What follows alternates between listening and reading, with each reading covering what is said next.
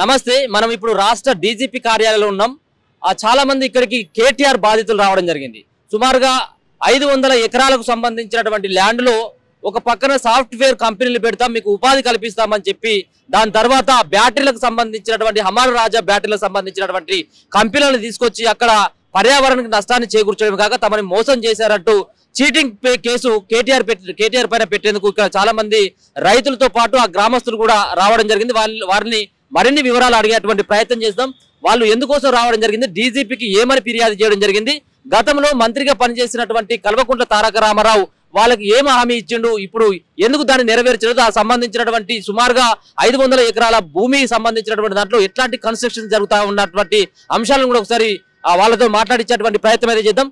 ఒకసారి చూద్దాం. ఇక్కడ చాలా మంది కూడా రావడం జరిగింది డీజీపీ ఆఫీస్ కి అన్న. అట్లాగే ఇక్కడ బక్క జడ్సన్ అన్న కూడా పూర్తి సపోర్ట్ కూడా ఈ సంబంధించినటువంటి రైతులకు కానీ ఆ గ్రామస్తులకు కూడా అందించేటువంటి కార్యక్రమాన్ని కూడా చూసుకోవచ్చు. అన్న చెప్పండి, ఏంటిది అసలు ఈ రోజు జరిగినటువంటి అంశం ఏంది, ఈ రోజు డీజీపీకి ఏమని ఫిర్యాదు చేయడం జరిగింది? ఏం లేదు, మొన్నటి దినాన మన మహబూబ్ నగర్ డ్యూటీపల్లి గ్రామ అమర్ రాజా బ్యాటరీ బాధితులు వాళ్ళ పోలీస్ స్టేషన్లో కంప్లైంట్ ఇచ్చి వీళ్ళు మా మోసం చేసి ఇక్కడ సాఫ్ట్వేర్ కంపెనీలు హార్డ్వేర్ కంపెనీలు అని చెప్తే మేము భూములు ఇచ్చినాము. తీరా చూస్తే హజార్డియస్ కంపెనీ, అంటే పర్యావరణాన్ని మొత్తం కలుషితం చేసే కంపెనీ, మా జనాన్ని చంపే కంపెనీ తీసుకొచ్చి ఇక్కడ పెడుతున్నారు. కాబట్టి ఇక్కడ మేము అని పోలీస్ రిపోర్ట్ ఇవ్వడానికి పోయాం.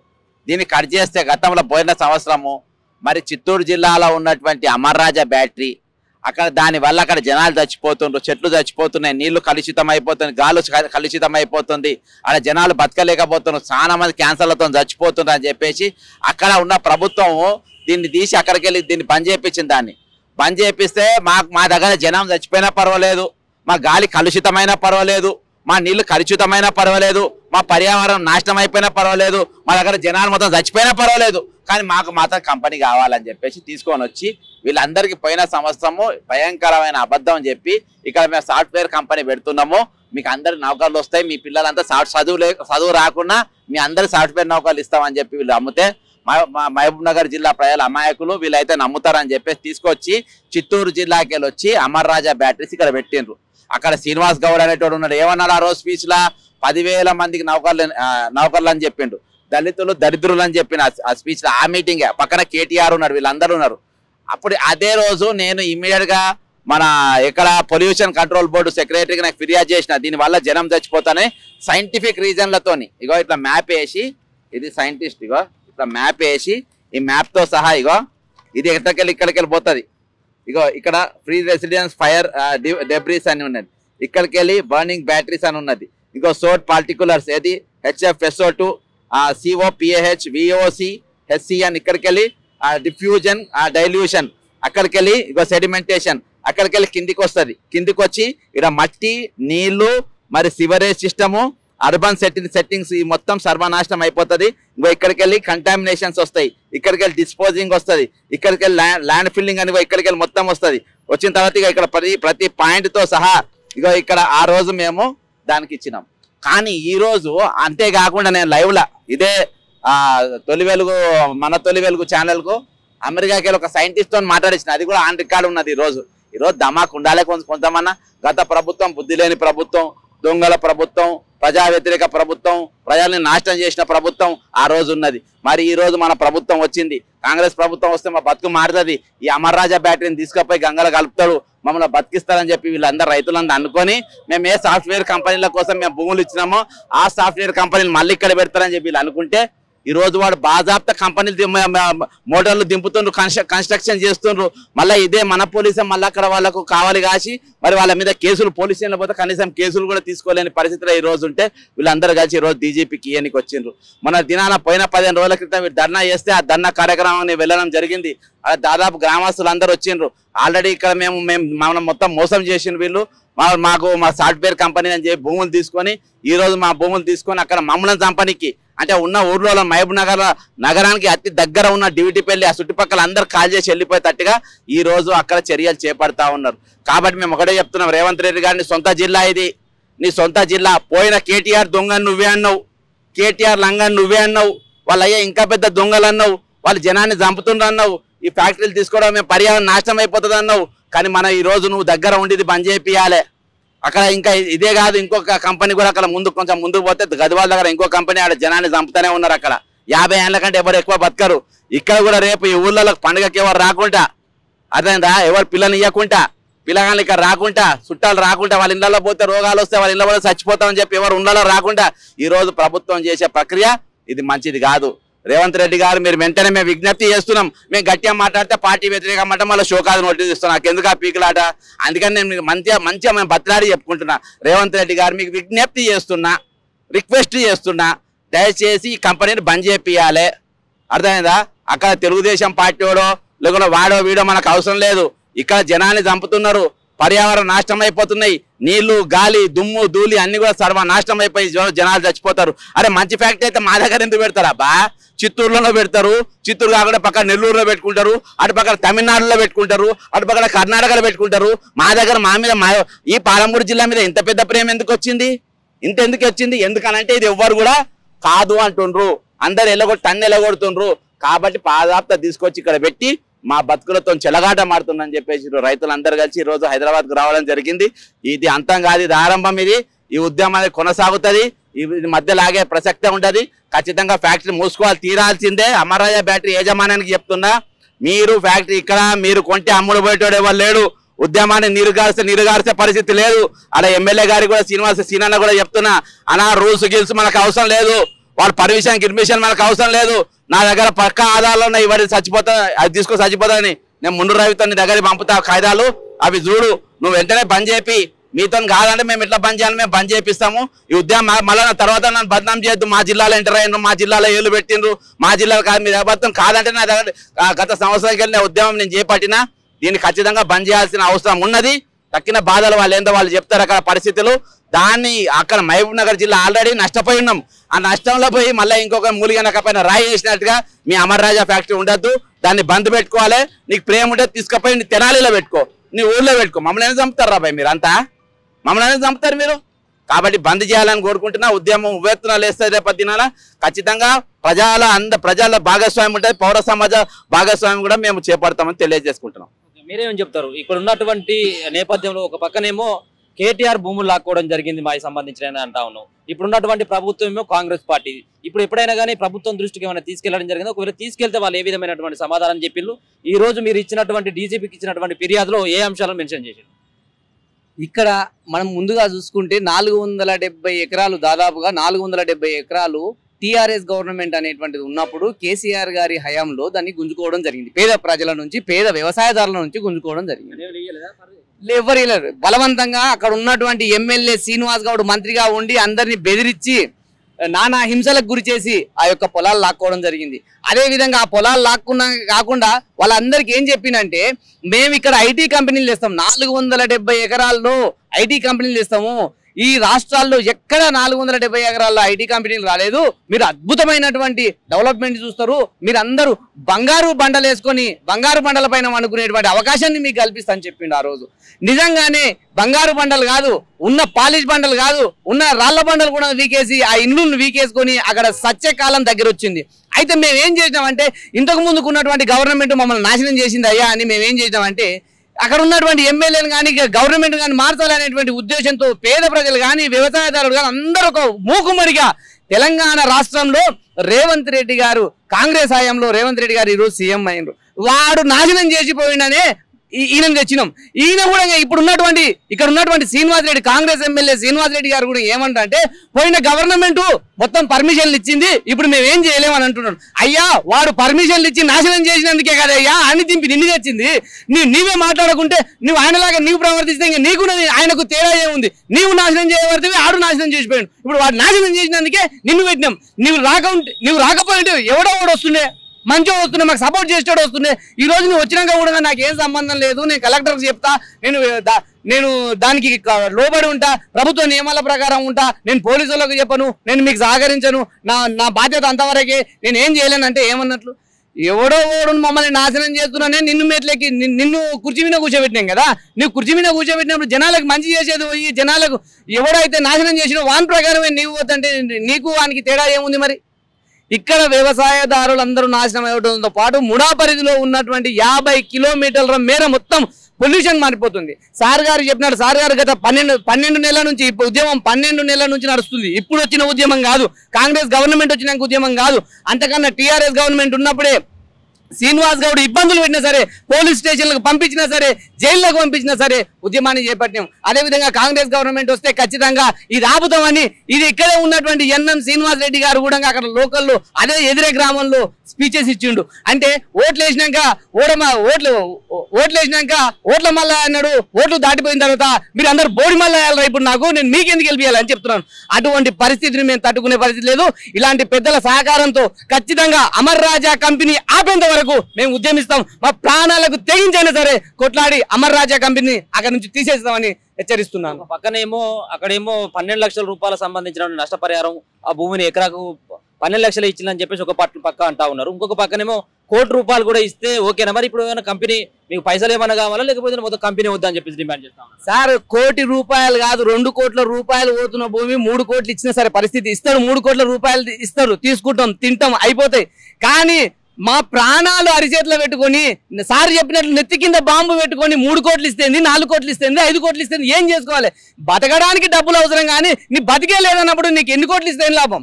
నీ బతికే లేదు, నీకు నీళ్ళే లేవు, తినడానికి ఆహారమే లేదు, నీకు పెంచుకోనికి జంతువులే లేవు, ఆవు పాలు విషయమైనవి, చికెన్ విషయం అవుతుంది, మొత్తం వరిసేని విషయం అవుతుంది. అటువంటిప్పుడు తినే అన్నం విషయమైనప్పుడు నువ్వు ఎన్ని కోట్లు ఇస్తే లాభం? నువ్వు అంటే ఊరు మొత్తం విడిచిపెట్టిపోవడానికి కోట్ల రూపాయలు ఇస్తున్నట్లా?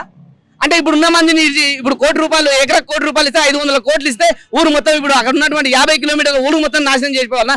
ఎవడో ఒకడు వాని జేబులోకి డబ్బులు రావడం కోసం ఇదంతా చేస్తున్నాడు. ఈ పోయిన గవర్నమెంట్ ఈ విధంగా చేసింది కాబట్టి ఆ గవర్నమెంట్ మార్చాల్సిన అవసరం వచ్చింది.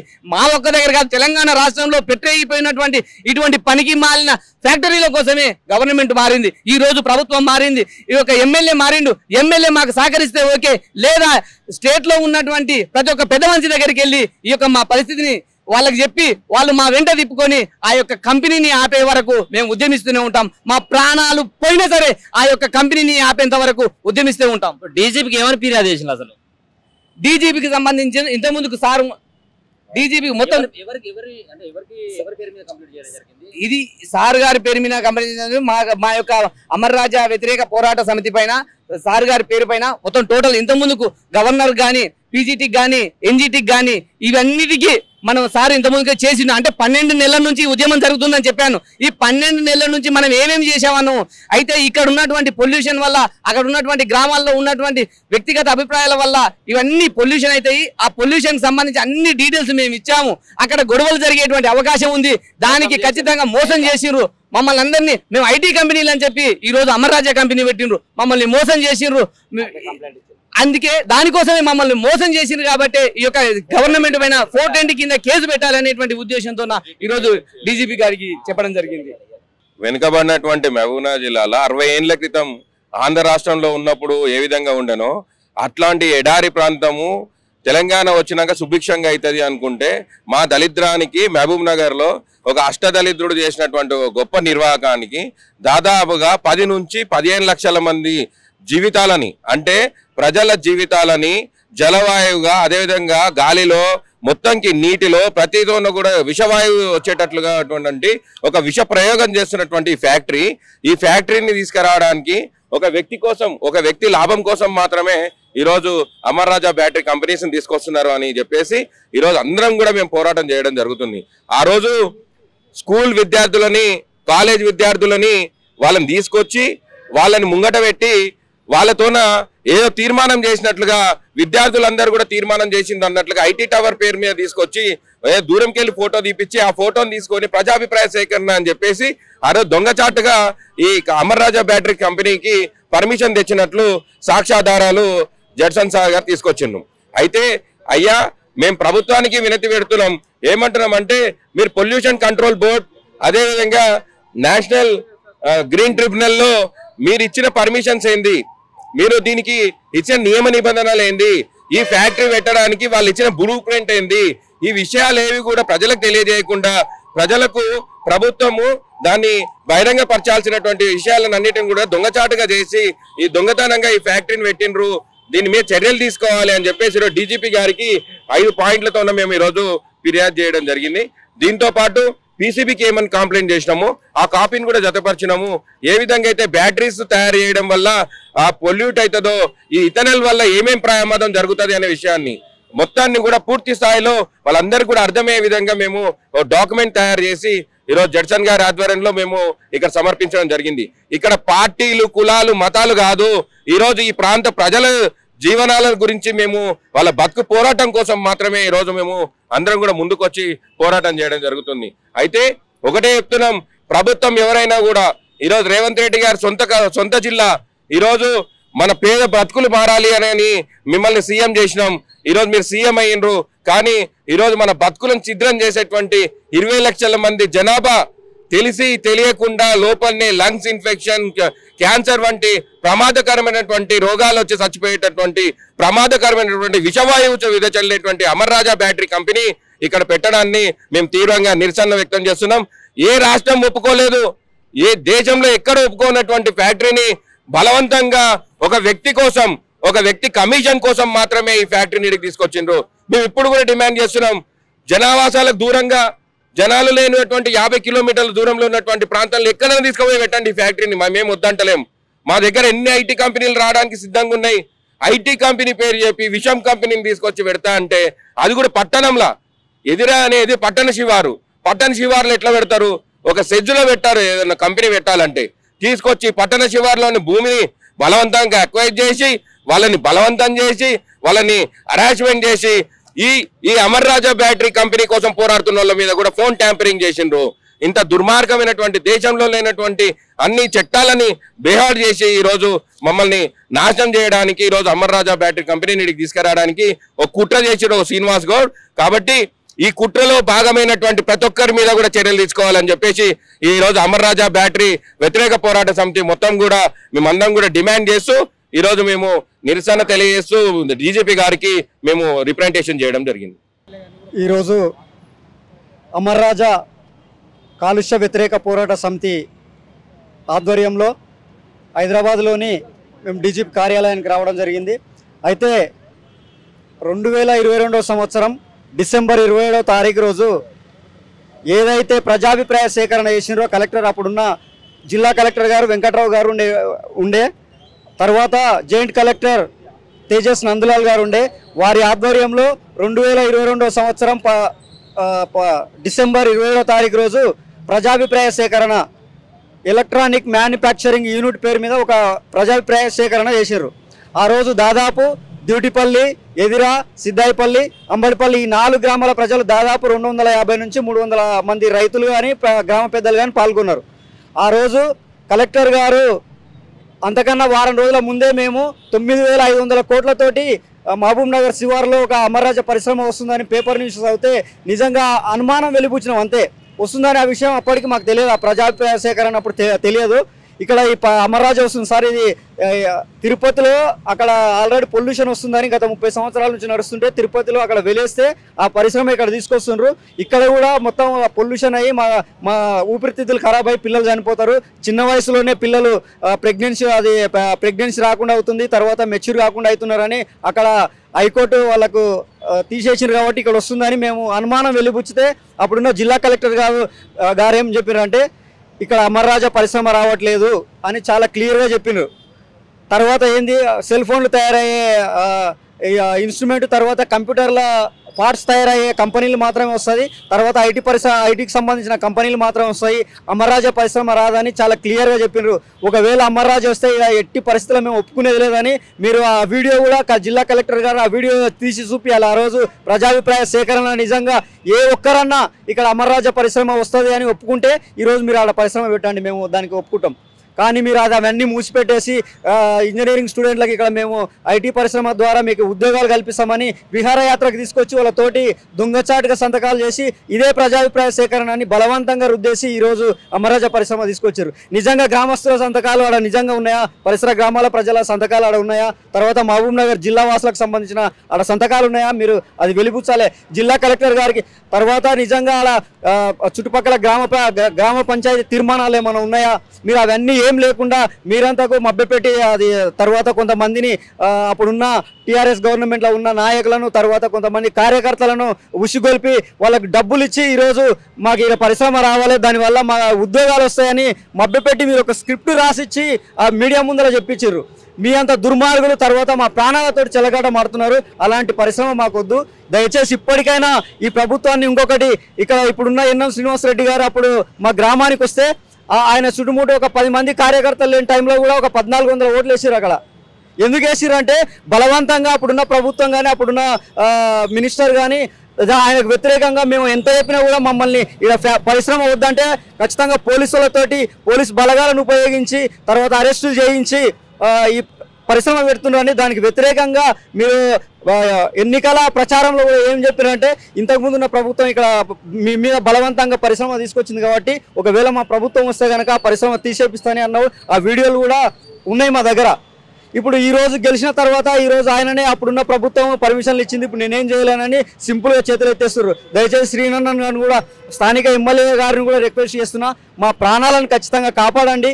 ఇక్కడ పరిశ్రమ వద్దు ఖచ్చితంగా. ఎందుకంటే ఇప్పుడు సరౌండింగ్ మీరు ఏమంటారు అంటే మీరు సైంటిస్టులు గారు దాని నుంచి ఇప్పుడు ప్రారంభమే కాలేదు, దాని నుంచి పొల్యూషన్ వస్తుందని మాకు మభ్య మాటలు చెప్తున్నారు. మా ప్రజలు అమాయకులు కాబట్టి, మహబూబ్నగర్ ప్రజలు అమాయకులు కాబట్టి ఎక్కడ కూడా దేశంలో ఏ రాష్ట్రంలో కూడా పర్మిషన్ ఇవ్వకుంటే ఈరోజు మా అమాయకమైన మహబూబ్నగర్ జిల్లాలో వేస్తున్నారు. కాబట్టి దయచేసి మమ్మల్ని అర్థం చేసుకొని ఖచ్చితంగా అమర్రాజా పరిశ్రమ అక్కడ రావద్దని స్థానిక ఎమ్మెల్యే గారిని కానీ జిల్లా కలెక్టర్ గారిని కానీ తెలంగాణ రాష్ట్ర ముఖ్యమంత్రి గారిని చేతులు జోడించి నమస్కరిస్తున్నా. దయచేసి అమర్రాజా పరిశ్రమ అక్కడ నుంచి రావద్దని కోరుకుంటున్నా. ఈరోజు కేవలం మాకు ఇంతకుముందుకు ఉన్నటువంటి అక్కడ 480 ఎకరాలలో ఐటీ సంబంధించిందని చెప్పి అక్కడ మాకు గతంలో ఉన్నటువంటి శ్రీనివాస్ గౌడ్ గారు మాకు మాయమాటలు చెప్పి మీకు మెయిన్గా అతను చెప్పిన విషయం ఏంటంటే ఇక్కడ ఉన్నటువంటి యువతకు అందరికీ కూడా ఉపాధి అవకాశాలు ఉద్యోగ అవకాశాలు ఇస్తామని చెప్పి మాకు మా తండ్రులకు కానీ మాకు అక్కడ ఉన్న రైతులకు కానీ ప్రజలందరికీ కూడా చెప్పడం జరిగింది. దాన్ని నమ్మి మా వాళ్ళు కేవలం కొందరు తెలిసి తెలియని సమయంలో వాళ్ళందరూ కూడా ఆయన చెప్పిన మాటలకు మోసపోయి సరే ఇక్కడ భూములు ఇస్తే కనుక మా పిల్లలకందరూ కూడా ఉద్యోగాలు వస్తాయని చెప్పి నమ్మి ఇవ్వడం జరిగింది. కానీ ఇప్పుడు ఆ రోజు చెప్పిన మాట ఏంటంటే క్లియర్గా మీకు ఇక్కడ మంచి ఐటీ కంపెనీలు వస్తాయి, లేదంటే ఒక మ్యానుఫ్యాక్చర్ సంబంధించినటువంటి కంపెనీలు వస్తాయి, అవే తప్ప మిగతా ఎలాంటి కలుషితమైన కూడా రావని చెప్పిండు. దానికి విరుద్ధంగా ఈరోజు ఈ అమర్రాజా కంపెనీ అనేటువంటిది ఒక అణుబాంబు లాంటి కంపెనీ తెచ్చి మా ఊరి మీద ఫస్ట్గా మా ఊర్లోనే దాదాపు మా ఊరికి సంబంధించిన 300 ఎకరాల భూమి ఉంది, మిగతా ఒక 20 ఎకరాల భూమితో డ్యూటిపల్లి గ్రామ పంచాయతీలో ఉంటుంది. వాళ్ళు తీసుకున్న పర్మిషన్లో కూడా ఏంటంటే జడ్చెల్ల మున్సిపాలిటీ అనేది మధ్యలో, అలాగే బూత్పూర్ మున్సిపాలిటీ మధ్యలో, మహబూబ్నగర్ మున్సిపాలిటీ మధ్యలో దాదాపు ఒక 4 కిలోమీటర్ల సరౌండింగ్ లోపటే ఇది ఉంటుంది. గ్రామ పంచాయతీ అని చెప్పి మన డ్యూటిపల్లి అక్కడ నుంచి పర్మిషన్ తీసుకొని అది రిజిస్ట్రేషన్ చేసుకొని చేస్తున్నారు. కాబట్టి ఇదంతా కూడా చట్టానికి విరుద్ధంగా అప్పుడున్నటువంటి శ్రీనివాస్ గౌడ్ గారు చేస్తున్నారు. దాన్ని కూడా ఇప్పుడున్న ఎమ్మెల్యే శ్రీనివాస్ రెడ్డి గారు కూడా మేము మొన్న వెళ్ళి కలవడం జరిగింది. వారు కూడా ఏమంటారు అంటే మీరు ఏం చేసినా కూడా చట్ట ప్రకారంగా లీగల్గా పోయి చేయండి, నేను సపోర్ట్ చేస్తా అంటున్నాడు. ఇంతకుముందు అన్న చెప్పినట్లు కూడా వారిని మేము ఎలక్షన్ టైంలో వచ్చి మమ్మల్ని ఓట్లు ఆడుకునేటప్పుడు నేను ఖచ్చితంగా ఈ యొక్క కంపెనీ తీసేపించిన వరకు నేను ప్రయత్నం చేస్తా కానీ అని చెప్పడం జరిగింది. నిన్న వెళ్ళి అడిగితే ఆయన కూడా చేతులు ఎత్తేసాడు. కాబట్టి ఎట్టి పరిస్థితుల్లో కూడా ఎవరు అధికారులు ఎవరున్నా కూడా ప్రజాప్రతినిధులు ఎవరున్నా కూడా మీరు ఎన్ని కలిబొల్లి మాటలు చెప్పినా ఎన్ని మాకు ఎలాంటి మభ్యపెట్టినా కూడా మేమైతే ఈ పరిశ్రమను మాత్రం 100% మేము అడ్డుకుంటాము. అక్కడ ఉన్నటువంటి యువతకు అందరూ కూడా దాదాపు మా ఎదురే గ్రామంలో దాదాపు ఒక 2000 మంది యువత ఉంటారు. వారందరూ కూడా ఊర్లోనే ఉన్నారు. మా ఊర్లో దాదాపుగా ఇప్పటికీ ఒక 20 రోజులుగా నిరసన దీక్ష అనేది శాంతియుతంగా చేయడం జరుగుతుంది. ఆ యొక్క దీక్ష కూడా సమీపంలో ఉన్నటువంటి వివిధ ప్రజా సంఘాలు కావచ్చు, వివిధ సామాజిక సంఘాలు కావచ్చు, వారందరూ కూడా మాకు సపోర్ట్గా వస్తున్నారు. ఈరోజు రాష్ట్ర వ్యాప్తంగా ఉన్నటువంటి మన డీజీపీ గారిని కూడా కలవడం జరిగింది.